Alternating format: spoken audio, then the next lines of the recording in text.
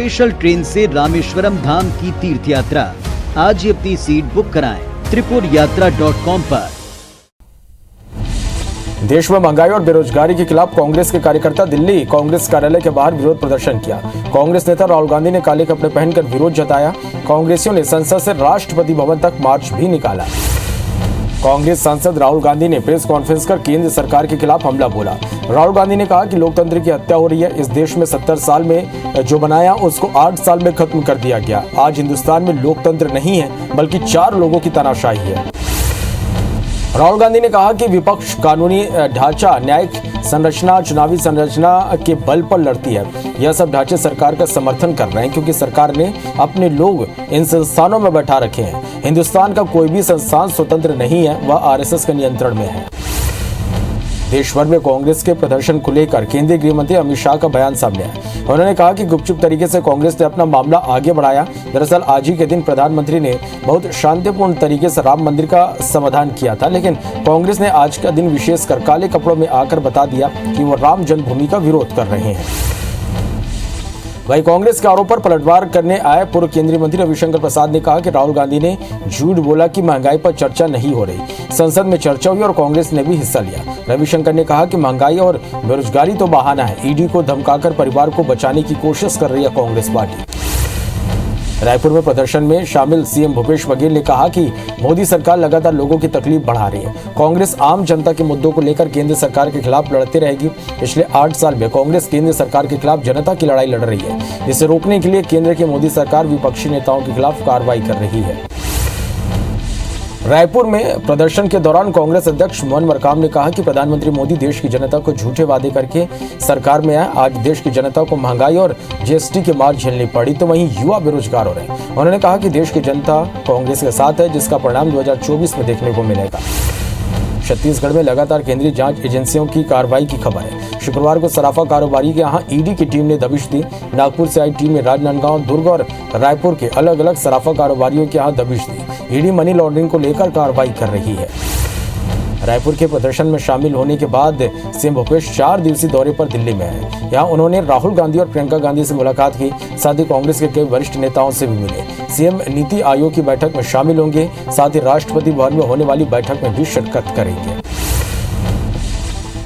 भोपाल में भी महंगाई, बेरोजगारी को लेकर कांग्रेस ने प्रदर्शन किया। रोशनपुरा चौराहे पर बड़ी संख्या में कार्यकर्ताओं ने अपनी आवाज बुलंद की। भोपाल के साथ प्रदेश के अलग अलग जिलों में कांग्रेस बीजेपी सरकार के खिलाफ प्रदर्शन कर रही है। दिल्ली में कांग्रेस के प्रदर्शन को लेकर मंत्री विश्वास सारंग का बयान सामने आया। उन्होंने कहा कि कांग्रेस बिना किसी एजेंडे के, बिना किसी मुद्दे के जनता का ध्यान भटकाने की कोशिश कर रही है। वो आदिवासी कल्याण की बातें करते हैं। हमने एक आदिवासी बहन को राष्ट्रपति बनाया। इंदौर में एमपीपीएससी कार्यालय पर छात्रों ने प्रदर्शन किया। 4 सालों से रिजल्ट नहीं आने से हजारों की संख्या में छात्रों ने अपना विरोध जताया। छात्र तिरंगा रैली निकालते हुए एमपीपीएससी कार्यालय पहुंचे थे। बता दें कि 27% ओबीसी आरक्षण हाईकोर्ट में मामला लंबित होने पर रिजल्ट पर रोक लगी है। जबलपुर के रानी दुर्गावती विश्वविद्यालय में एबीवीपी कार्यकर्ताओं ने प्रदर्शन किया। कार्यकर्ताओं ने कॉलेज में हंगामा करते हुए तोड़फोड़ भी की और कॉलेज बंद करवाने की कोशिश की। एबीवीपी ने अनियमितताओं और भ्रष्टाचार के आरोप लगाते हुए हंगामा किया।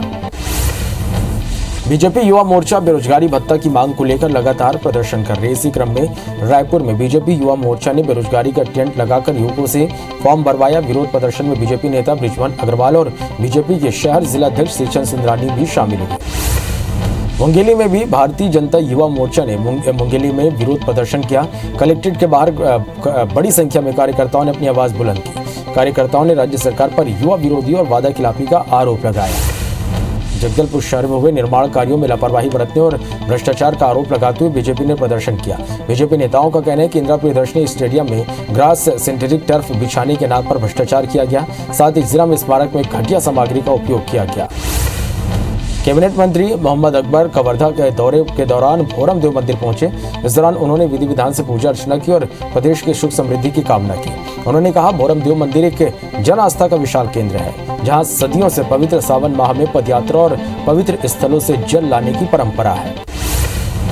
भोपाल में चिकित्सा शिक्षा विभाग के क्लर्क हीरो केसवानी पर ईओडब्ल्यू लगातार शिकंजा कस रहे। हीरो केसवानी की पत्नी नैना को भी आरोपी बनाया गया। जांच के दौरान ईओडब्ल्यू ने 85 लाख नकदी समेत कई प्रॉपर्टी के दस्तावेज भी जब्त किए। बता दें कि छापे के दौरान क्लर्क ने जहर खा लिया था, जिसका इलाज अस्पताल में जारी है। बालाघाट में भी ईओडब्ल्यू की टीम ने रिटायर्ड असिस्टेंट इंजीनियर के घर छापामार कार्रवाई की। एई के घर पर आय से ज्यादा संपत्ति की जानकारी मिली थी, जिस पर एक्शन लेते हुए 6 से ज्यादा मकान को सील कर दिया गया। छापे के दौरान 12 से ज्यादा प्लाट और 1 कार और 2 बाइक बरामद की गई। मध्य प्रदेश में नगर पंचायत और नगर परिषद अध्यक्षों के अप्रत्यक्ष निर्वाचन मामले में सुप्रीम कोर्ट में याचिका दायर की गई थी, जिसको सुप्रीम कोर्ट ने खारिज कर दिया। सुप्रीम कोर्ट ने कहा कि नियम बनाना सरकार का क्षेत्राधिकार है, उसमें हम दखल नहीं देंगे। याचिका नागरिक उपभोक्ता मंच ने दायर की थी। राज्य सरकार ने जबलपुर हाई कोर्ट में ओबीसी वर्ग का डेटा पेश किया, जिसमें बताया गया कि एमपी में ओबीसी वर्ग की आबादी 51% है, जबकि सरकारी नौकरियों में ओबीसी वर्ग का प्रतिनिधित्व 13.66%। सरकार ने बताया कि कई राज्यों में सन 1990 से 27% ओबीसी आरक्षण मिल रहा। अब मामले की अगली सुनवाई 16 अगस्त को होगी। भोपाल में तिरंगा यात्रा को सीएम शिवराज सिंह चौहान ने संबोधित किया। सीएम ने कहा, सरकारी योजनाओं के जरिए जनता को लाभ पहुंचा रहे हैं, हर घर शुद्ध पीने का पानी पहुंच रहा, हर पात्र गरीबों के लिए राशन की व्यवस्था की जा रही है, जनता को सभी योजनाओं का लाभ देना है।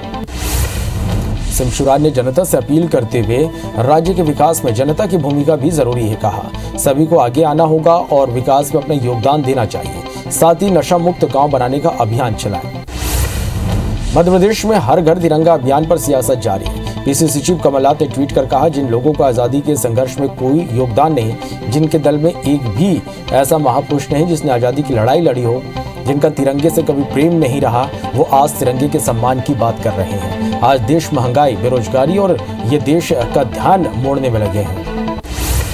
आजादी के अमृत महोत्सव में इस बार कोरबा के हर घर तिरंगा लहराएगा। इसके लिए प्रशासन ने खादी के कपड़ों से 35,000 तिरंगा तैयार किया। स्व सहायता समूह की महिलाएं झंडे की बिक्री कर रही हैं। मुख्यमंत्री कौशल विकास योजना के तहत प्रशिक्षित हितग्राहियों ने झंडे को तैयार किया है। मध्य प्रदेश में नगर पालिका और नगर परिषद के निर्वाचन के बीच प्रदेश सरकार के मंत्री भूपेंद्र सिंह ने मध्य प्रदेश में 80% से ज्यादा निकायों में अध्यक्ष और उपाध्यक्ष बनाने का दावा किया। भूपेंद्र सिंह ने मध्य प्रदेश में अध्यक्ष और उपाध्यक्ष के लिए बाड़ेबंदी से भी इनकार किया है। ग्वालियर में बीजेपी के मनोज तोमर सभापति बने, उनको कलेक्टर ने प्रमाण पत्र दिया। बता दें कि मनोज तोमर केंद्रीय मंत्री नरेंद्र सिंह तोमर के समर्थक हैं। ग्वालियर शहर की नवनिर्वाचित महापौर डॉक्टर शोभा सिकरवार ने आज पदभार ग्रहण किया। इसके साथ ही शोभा सिकरवार ने कहा कि ग्वालियर शहर के विकास के मामले में राजनीति को आड़े नहीं आने देगी। शहर में पानी उनके लिए एक बड़ा मुद्दा है। सुनिश्चित करेंगे कि हर व्यक्ति को पानी मिले, साथ ही चंबल नदी से ग्वालियर पानी लाया जाए। राजधानी भोपाल नगर निगम में शबिस्ता जकी नेता प्रतिपक्ष होंगी। वार्ड क्रमांक 24 से पार्षद शबिस्ता जीत की हैट्रिक लगा चुकी है। वो नेता प्रतिपक्ष की कुर्सी दौड़ में नंबर 1 पर थी। भोपाल में महापौर एक महिला है, इसलिए नेता प्रतिपक्ष की कुर्सी पर कांग्रेस ने महिला पार्षद को काबिज किया है। हटा जनपद पंचायत के लिए नवनिर्वाचित अध्यक्ष, उपाध्यक्ष और सदस्यों के लिए जनपद में शपथ ग्रहण समारोह का आयोजन किया गया। हटा उपजेल में रहते अध्यक्ष का चुनाव जीते इंद्रपाल पटेल ने भी शपथ ली। कोर्ट ने शपथ के लिए उन्हें 2 दिन के लिए पैरोल दिया था। उन्हें जनपद सीईओ ने पद और गोपनीयता की शपथ दिलाई। शिवराज सरकार ने नोटिफिकेशन जारी करते हुए कर्मचारियों के लिए एक बड़ा फैसला लिया है। अब दैनिक वेतनभोगी, संविदा कार्यभार और होमगार्ड को एक समान मेडिकल सुविधा मिलेगी। उनको भी रेगुलर कर्मचारियों को मिलने वाली चिकित्सा सुविधा जैसी सुविधा मिलेगी। टीकमगढ़ अस्तोन गांव में 2 गुटों में झगड़ा हो गया। जमीनी विवाद की वजह से एक पक्ष ने दूसरे पक्ष पर लाठी डंडों से हमला कर दिया, जिसका वीडियो सोशल मीडिया में वायरल हो रहा। वहीं वीडियो सामने आने के बाद पुलिस मामले की जांच में जुट गई है। ग्वालियर में बिजली विभाग के असिस्टेंट इंजीनियर के साथ मीटर चेकिंग के दौरान मारपीट का मामला सामने आया। घटना गिरवाई थाना क्षेत्र के वीरपुर की है, जहां पर एई ने जब चेकिंग के बाद मीटर बदलने का हवाला दिया तो एक उपभोक्ता भड़क गया और उसके साथ मारपीट की। मामले की शिकायत एई ने थाने में दर्ज करवाई है। वहीं दूसरे पक्ष ने भी शिकायत दर्ज कराई है। जबलपुर में नशे के कारोबारियों से सड़क पर साइड मांगना एक कार चालक को महंगा पड़ गया। आरोपियों ने कार चालक की जमकर पिटाई कर दी और कार में तोड़फोड़ भी की। युवक के बचाव में उनका साथी भी घायल, लेकिन चोरों ने भी नहीं छोड़ा। वहीं मामले की शिकायत पीड़ित ने थाने में दर्ज कराई है। घटना का सीसीटीवी फुटेज सामने आया है। मध्य प्रदेश के मदरसों में सरकारी फंडिंग के दुरुपयोग और धार्मिक शिक्षा दिए जाने की शिकायत को बाल संरक्षण आयोग ने गंभीरता से लिया और भोपाल में संचालित कई मदरसों की जांच पूरी कर ली गई। अब यह रिपोर्ट जल्द सरकार को सौंपी जाएगी। आयोग के सदस्य ब्रिजेश चौहान ने उमरिया में अपने प्रवास के दौरान बताया कि कई मदरसों में अवैध फंडिंग को लेकर जांच पूरी कर ली गई है। नरसिंहपुर के भैरवपुर गांव में बुजुर्ग की हत्या मामले में पुलिस ने एक आरोपी को गिरफ्तार कर लिया। आरोपी ने मामूली विवाद के बाद घटना को अंजाम दिया। एसपी ने मामले का खुलासा करते हुए बताया कि आरोपी पहले बुजुर्ग के यहां काम करता था और आपसी विवाद के बाद उसने घटना को अंजाम दिया। वहीं गिरफ्तारी के बाद आरोपी ने अपना जुर्म कबूल कर लिया। ग्वालियर में मिठाई व्यवसायी युवक को आरोपियों ने अपने घर पर बुलाकर उसकी गोली मारकर हत्या कर दी। मृतक के परिजनों ने 4 लोगों पर हत्या का आरोप लगाया।